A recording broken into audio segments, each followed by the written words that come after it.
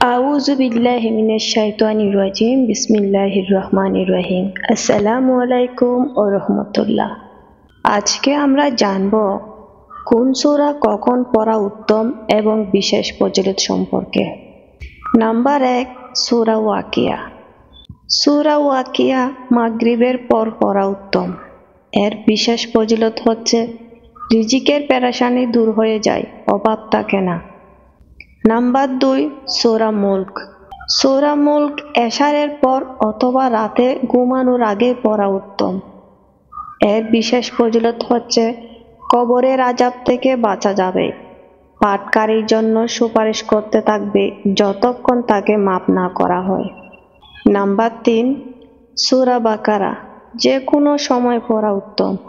এর বিশেষ ফজিলত হচ্ছে যে ঘরে সূরা বাকারা পাঠ করা হয় সেখানে শয়তান থাকে না।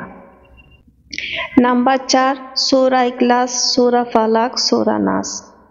প্রতি ফরজ সালাতের পর একবার করে আর ফজর আর মাগরিবের পর 3 বার করে রাতে ঘুমানোর আগে পরে শরীর মাসাজ করা উত্তম। এর বিশেষ ফজিলত হচ্ছে শয়তান জাদু টোনার প্রভাব থেকে রক্ষা পাওয়া যায়। আয়াতুল কুরসি। আয়াতুল কুরসি প্রতি ফরজ সালাতের পর একবার, রাতে ঘুমানোর আগে একবার পড়া খুবই উত্তম। এর বিশেষ ফজিলত হচ্ছে যে পড়ে তার আর জান্নাতের মাঝে শুধু মৃত্যু বাধা থাকে। নাম্বার 6, সূরা কাহাফ। সূরা কাহাফ পারলে সবটা পড়া, আর না হলে 1 থেকে 10 আয়াত ও শেষে 10 আয়াত। বৃহস্পতিবার মাগরিবের পর থেকে শুক্রবার সূর্যাস্ত পর্যন্ত সময়ের মধ্যে একবার পড়া খুবই উত্তম।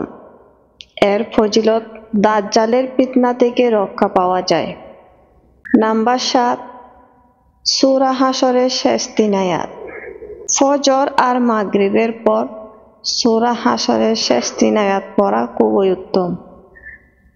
এর ফজিলত 70,000 ফেরেশতা রহমত পাঠাতে থাকে, সকালে পড়লে সন্ধ্যা পর্যন্ত, আর সন্ধ্যায় পড়লে সকাল পর্যন্ত। সেদিন মারা গেলে শহীদি মর্যাদা পাবে। আসসালামু আলাইকুম ওয়া রাহমাতুল্লাহ।